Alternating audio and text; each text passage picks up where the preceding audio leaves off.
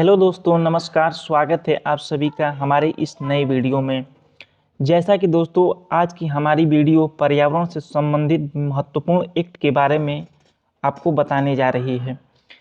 पर्यावरण से संबंधित भी सभी प्रश्न जो कि पिछली एग्जाम में पूछे गए थे पुलिस की परीक्षा में, उन्हीं में से लिया गया है। कभी इन प्रश्नों को वन लाइनर के रूप में पूछ देता है तो कभी इन सभी प्रश्नों को मिलान करने के लिए पूछ देता है। तो आइए दोस्तों शुरू करते हैं। भारतीय वन अधिनियम। दोस्तों भारतीय वन अधिनियम सन 1927 में लाया गया था और वन संरक्षण अधिनियम सन 1980 में लाया गया था। वनों को संरक्षित करने के लिए सरकार समय समय पर विभिन्न प्रकार के अधिनियम को संसद के माध्यम से लाती है ताकि वनों के प्रति लोगों की जागरूकता बनी रहे। पर्यावरण संरक्षण अधिनियम, यदि पर्यावरण को संरक्षण के साथ लगाकर प्रश्न पूछे तो सन 1986 में इसको बनाया गया था। जैव विविधता अधिनियम अर्थात बायोडायवर्सिटी एक्ट सन 2002 में लाया गया था। इन चारों में से कभी एक दूसरे को मिलान करने के लिए पूछ देता है या कभी कभी वन लाइनर के रूप में इन सभी प्रश्नों को पूछ देता है, तो हम पहले ही इन सभी प्रश्नों से सतर्क रहें। आइए दोस्तों अब देखते हैं कि वन्य जीव संरक्षण अधिनियम, इसको सन 1972 में लाया गया था। प्रोजेक्ट टाइगर, सबसे ज़्यादा प्रश्न पूछे जाने वाला प्रोजेक्ट टाइगर, इसकी शुरुआत 1973 में की गई थी क्योंकि लगातार भारत में चीतों की संख्या में कमी हो रही थी। इसको बचाने के लिए सरकार ने प्रोजेक्ट टाइगर लाया था। प्रोजेक्ट हंगुल 1970 में लाया गया था। कछुआ संरक्षण प्रोजेक्ट 1975 में, हाथी परियोजना सन 1992 में तथा गैंडा परियोजना 1987 में। हाथी परियोजना को अब टाइगर प्रोजेक्ट के साथ मर्ज कर दिया गया है। गिद्ध संरक्षण प्रोजेक्ट 2006 में लाया गया था। हिम तेंदुआ 2009 में लाया गया था। तो इस प्रकार विभिन्न प्रकार के एक्ट जीव जंतुओं को संरक्षित करने के लिए सरकार द्वारा समय समय पर लाए जाते हैं। अब आइए जानते हैं पर्यावरण से संबंधित कुछ अन्य प्रश्न।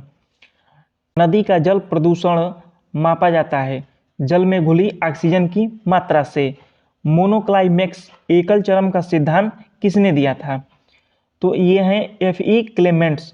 ये भी प्रश्न पूछा जाता है, पिछली बार आरओ के परीक्षा में पूछा गया था। भारत में जैव विविधता हॉटस्पॉट अर्थात जीव जंतुओं को संरक्षित करने के लिए विभिन्न प्रकार के हॉटस्पॉट बनाए गए हैं। तो ये भारत में हॉटस्पॉटों की संख्या कुल 4 है। ये हॉटस्पॉट किस किस रेंज में है हम देखते हैं मैप के माध्यम से। एक है पश्चिमी घाट, एक है इंडो बर्मा क्षेत्र, तीसरा है हिमालय क्षेत्र और चौथा है सूडालैंड। तो हम इनको मैप के माध्यम से देख रहे हैं कि कहाँ पर हैं ये सब। तो ये हमारा पश्चिमी घाट हो गया, ये वाला रीजन, यहाँ पर एक हॉट स्पॉट है।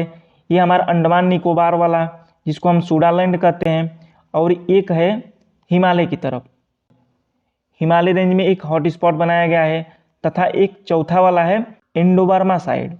इंडो बर्मा साइड का मतलब कि भारत और जो बर्मा के बीच, म्यांमार के बीच जो सीमा लगती है, इसी पर एक अन्य हॉट स्पॉट क्षेत्र बनाया गया है। इन 4 हॉट स्पॉट क्षेत्रों को बनाने से यहाँ पर रहने वाले जीव जंतुओं की विविधताओं में वृद्धि होती है, इसलिए सरकार द्वारा इन्हें बनाया गया है।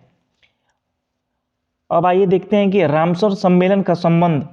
रामसर सम्मेलन जो कि ईरान में 2 फरवरी सन 1971 को किया गया था, इसका संबंध आर्द्रभूमि संरक्षण से है। आर्द्रभूमि संरक्षित करने से वहाँ पर रहने वाले जीव जंतुओं की संख्या में वृद्धि होती है। वर्तमान में कुल रामसर साइट कितनी है? तो वर्तमान में कुल 75 हैं। 70 पहले थी और 5 नई जुड़ गई हैं। ये पूछ देता है कि रामसर साइट कितनी है, तो वर्तमान में 75 है। सर्वाधिक रामसर साइट भारत में कहाँ पर है? तमिलनाडु में है, और सेकेंड स्थान यूपी का है। वन अनुसंधान संस्थान देहरादून में है, और NGT नेशनल ग्रीन ट्रिब्यूनल की स्थापना सन 2010 में की गई थी। इसकी स्थापना इसलिए की गई थी कि यदि कोई भी सरकार पर्यावरण के संरक्षण करने के लिए कोई विचार नहीं करती है तो यह संस्था उस पर जुर्माना लगा सकती है। अब आइए देखते हैं दोस्तों कि राष्ट्रीय वनीकरण एवं पारिस्थितिकी विकास बोर्ड की स्थापना। इसकी स्थापना सन 1992 में की गई थी। पृथ्वी का सर्वाधिक बृहद पारिस्थितिकी तंत्र जैवमंडल पृथ्वी का जो सबसे बड़ा पारिस्थितिकी तंत्र होता है जैवमंडल, क्योंकि जैवमंडल में विभिन्न प्रकार के जीव जंतु, पर्यावरण से संबंधित वनस्पतियां सभी लोग निवास करते हैं। जैवमंडल किसे कहते हैं?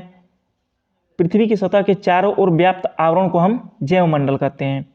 जैवमंडल के अंतर्गत 3 महत्वपूर्ण कारक आते हैं। इसमें जैविक घटक पाए जाते हैं, अजैविक घटक पाए जाते हैं एवं ऊर्जा संघटक पाए जाते हैं।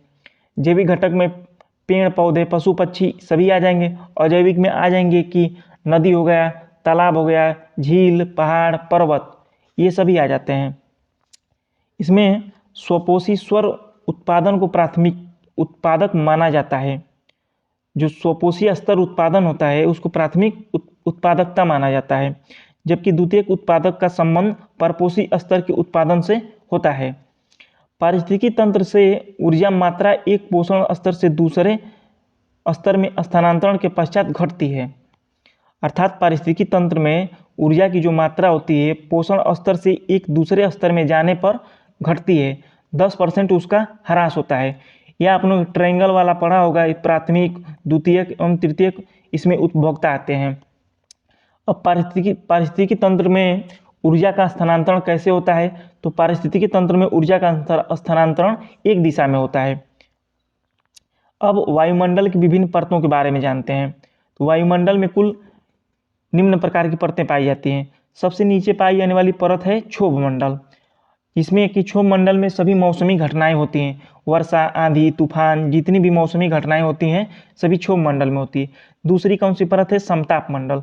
समताप मंडल, इसमें ओजोन लेयर पाई जाती है। समताप मंडल में हमारे जितने वायुयान हैं सभी उड़ान भरते हैं। और मध्य मंडल, तीसरी परत है मध्य मंडल, चौथी आयन मंडल और पांचवी बहिर्मंडल।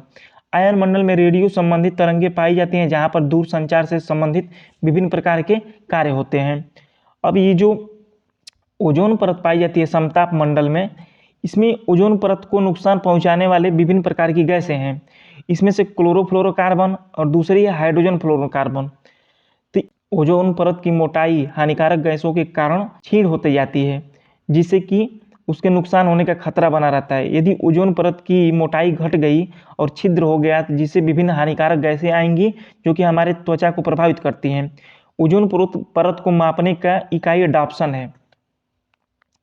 आइए दोस्तों अब देखते हैं ग्रीन हाउस गैसेस कौन कौन से हैं। तो ग्रीन हाउस गैसेस में है carbon dioxide, nitrous oxide, chlorofluorocarbon, methane, जलवाष्प एवं ओजोन। विभिन्न प्रकार की गैसें जो कि ग्रीन हाउस के लिए जिम्मेदार होती हैं। आपको विकल्प में 4 गैसों का नाम दे दिया जाएगा, उसमें से एक नहीं रहेगी और 3 रहेंगी, उसी में से प्रश्न बनाकर पूछ लिया जाता है। आइए देखते हैं जैव आरक्षित क्षेत्र।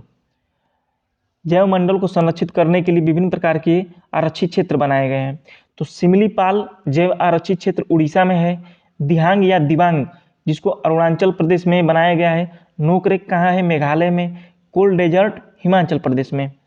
भीतरकनिका राष्ट्रीय उद्यान मगरमच्छ और ओलिव रिडले जो कि कछुआ की प्रजाति होती है उसको संरक्षित करने के लिए बनाया गया है। प्रतिशतता के अनुसार गैसों का डिस्ट्रीब्यूशन किस प्रकार से वायुमंडल में किया गया है? इसमें से नाइट्रोजन है 78%, ऑक्सीजन है 20.93%, आर्गन है 0.93% और कार्बन डाइऑक्साइड है 0.03%। अब वैश्विक स्तर पर पर्यावरण को बचाने के लिए एक मीटिंग हुई जिसमें से सभी देशों ने भाग लिया, जिसको एजेंडा 21 नाम दिया गया। 21 का मतलब है कि 21वीं सदी जो कि वर्तमान में चल रही है। इसमें कुल 17 गोल निर्धारित किए गए थे। इन 17 गोल को विभिन्न देशों ने स्वीकार किया और उनसे संबंधित विभिन्न प्रकार के अपने देश में क्रियाकलाप एवं कार्यों को प्रारंभ किया जिससे कि पर्यावरण को नुकसान न हो सके। इसका लक्ष्य था सतत विकास से संबंधित और ये सन 1992 में ब्राज़ील के रियो डी जेनेरियो शहर में आयोजित किया गया था। Indian institute of ecology and environment, इसकी स्थापना नई दिल्ली में सन 1980 में की गई थी। तो दोस्तों कैसी लगी हमारी आज की ये छोटी सी वीडियो? यदि आपके लिए हेल्पफुल हो तो हमारे चैनल को सब्सक्राइब कर देंगे, क्योंकि आपका एक सब्सक्रिप्शन हमारा एक मोटिवेशन होता है और आगे से हमारी इस प्रकार की वीडियो आपको मिलती रहेगी। धन्यवाद।